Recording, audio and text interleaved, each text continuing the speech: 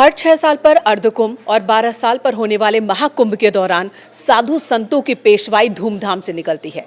महत्वपूर्ण तिथियों पर साधु संतों के शाही स्नान की परंपरा है, जिसकी तैयारी भी बहुत जोर शोर से की जाती है शासन और प्रशासन की ओर से। इसकी चर्चा भी खूब होती है, लेकिन अब इसी शाही स्नान और पेशवाई को लेकर विवाद हो रहा है।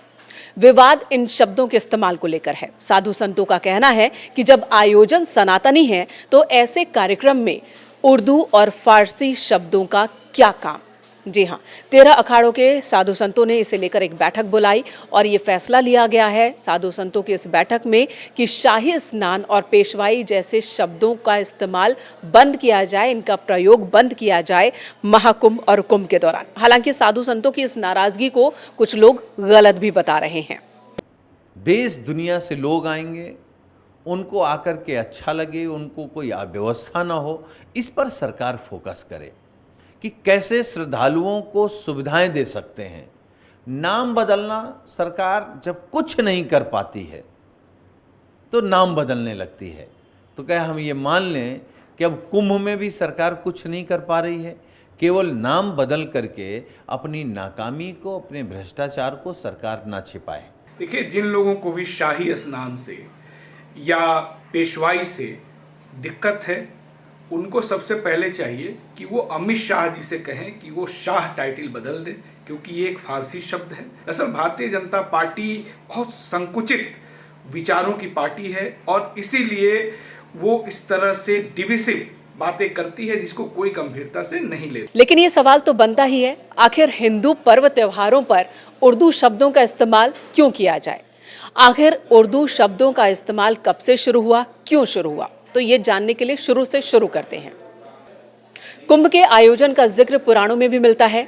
इसे समुद्र मंथन से जोड़कर देखा जाता है। वहीं एक मान्यता ये भी है कि 664 ईसा पूर्व राजा हर्षवर्धन ने कुंभ की शुरुआत की थी और इसके बाद आया मध्यकाल। जी हाँ, वो वक्त जब भारत पर मुगलों का शासन था। कहा जाता है कि उस वक्त मुगलों का विरोध करने के लिए मठों पर साधु संतों का इकट्ठा होना शुरू हो गया। इन साधु संतों ने मुगलों के शासन का विरोध करना शुरू किया।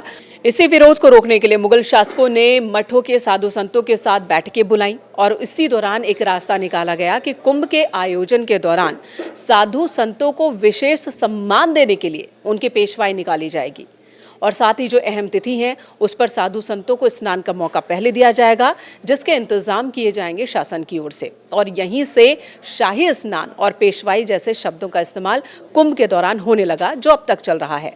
मौजूदा वक्त में साधु संतों का कहना भी यही है कि इन शब्दों के इस्तेमाल से ऐसा लगता है कि अब भी हम मुगल काल में हैं, अब भी हम गुलामी के दौर में हैं। और यही वजह है कि साधु संत कह रहे हैं कि इन शब्दों का प्रयोग अब बंद कर देना चाहिए। देखिए, अभी कल उज्जैन रहे, उसमें भी हमने यही कहा कि इसका निर्णय तो सनातनी स्वयं जगतगुरु शंकराचार्य जी अपनी अपनी पीठ पर बैठकर करेंगे कि उसका निर्णय क्या निकलता है। हर हर महादेव। तो मुमकिन है कि आने वाले समय में शाही स्नान की जगह पर अमृत स्नान या फिर राजसी स्नान या दिव्य स्नान जैसे शब्दों का इस्तेमाल शुरू हो जाए।